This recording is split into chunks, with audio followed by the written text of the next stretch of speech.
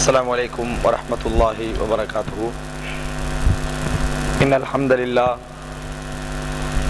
نحمده ونستعينه ونستغفره ونعوذ بالله من شرور أنفسنا ومن سيئات أعمالنا. من يهده الله فلا مضل له ومن يضلل فلا هادي له. وأشهد أن لا إله إلا الله وحده لا شريك له وأشهد أن محمدا عبده ورسوله.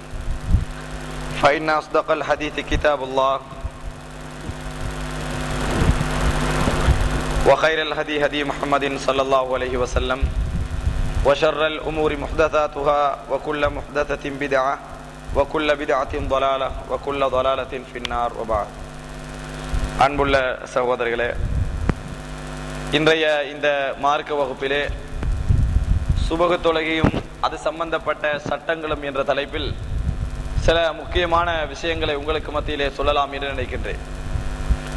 ஏனென்றால் இந்த தௌஹீத் பிரச்சாரத்திலே சில விஷயங்கள் அல் குர்ஆன் சுன்னா அடிப்படையில் பேணப்பட வேண்டும் என்ற அடிப்படையில் பிரச்சாரம் செய்யப்பட்டதால் சில மார்க்க வணக்க வழிபாடுகள் பலவிதமான விசாரணைக்குள்ளாகியதை நாங்கள் பார்க்கிறோம்.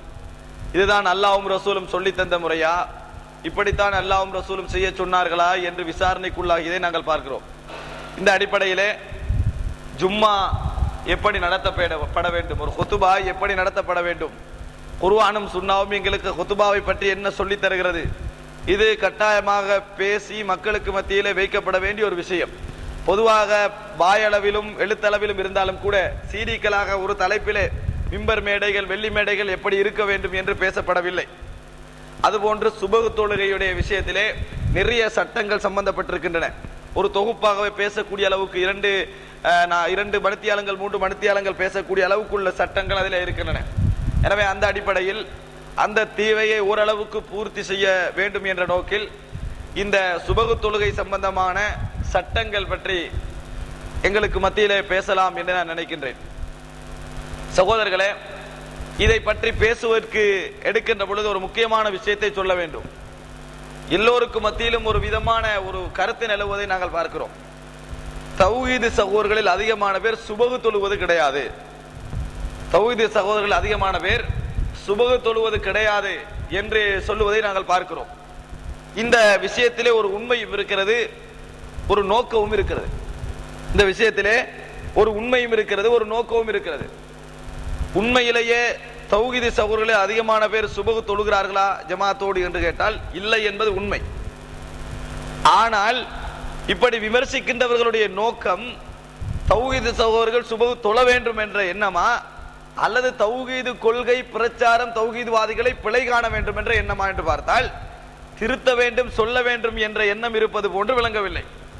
பெரும்பாலும் தௌஹீது கொள்கையும் தௌஹீதை சுமந்தவர்களை விமர்சிக்கின்ற நோக்கில்தான் வெளியே உள்ளவர்கள் விமர்சிப்பதை நாங்கள் பார்க்கிறோம். உள்ளே உள்ளவர்கள் விமர்சித்துக் கொண்டால் மாற்றிக்கொள்ள வேண்டும், திருந்த வேண்டும் என்ற நோக்கிற்காக விமர்சிக்கிறார்கள்.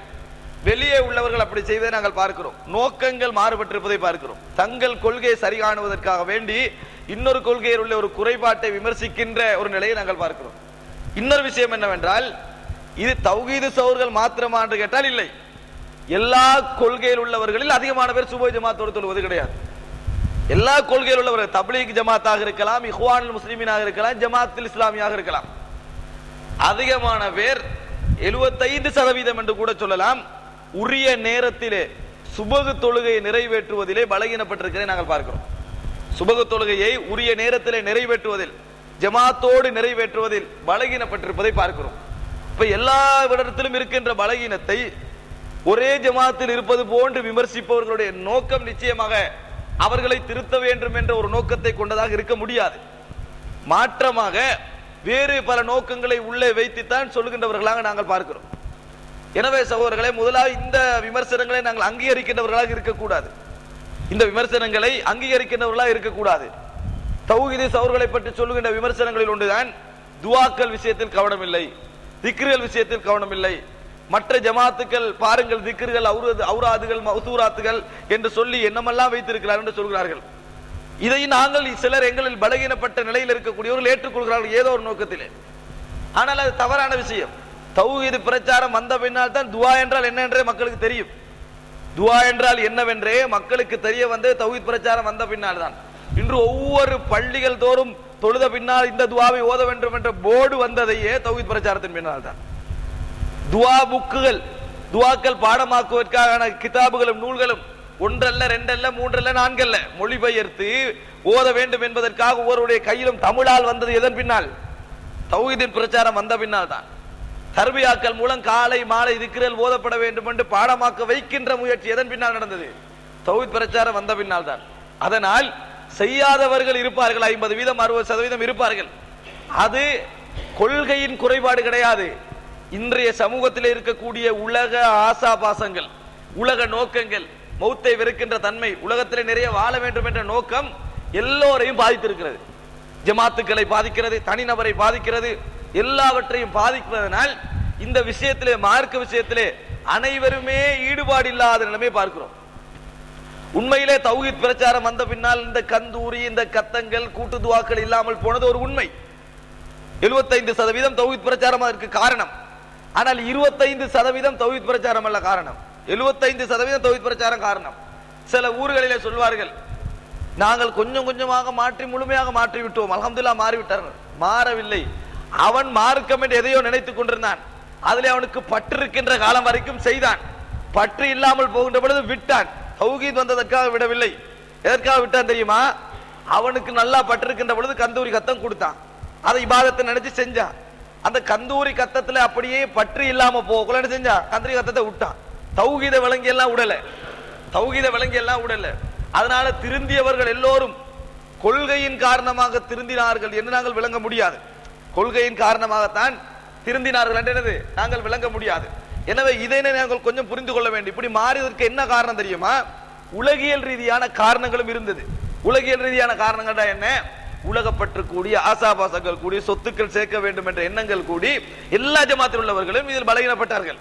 எனவே அதை ஒரு ஜமாத்தில் மாத்திரம் தலையில் சுமத்துவது கொள்கையின் மீது கொண்ட காழ்ப்புணர்வு தான் என்று நாங்கள் அடையாளம் காட்ட முடியும்.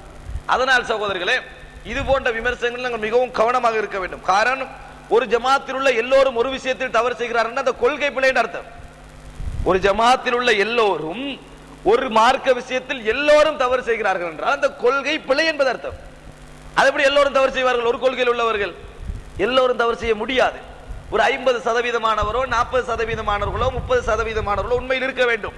இஸ்லாம் உண்மை என்பதற்கு ஆதாரம் 72 கூட்டம் இருப்பதல்ல, ஒரு கூட்டம் ஹக்கில இருப்பது. 73 கூட்டமும் தவறு இருந்தால் இஸ்லாம் பொய் என்பது அர்த்தம். சாத்தியம் இல்லாத கொள்கை இஸ்லாம் சொல்லி இருக்கிறது அர்த்தம். இஸ்லாமிய கிலாபத்தை இஸ்லாம் சொல்கிறது வையுங்கள்.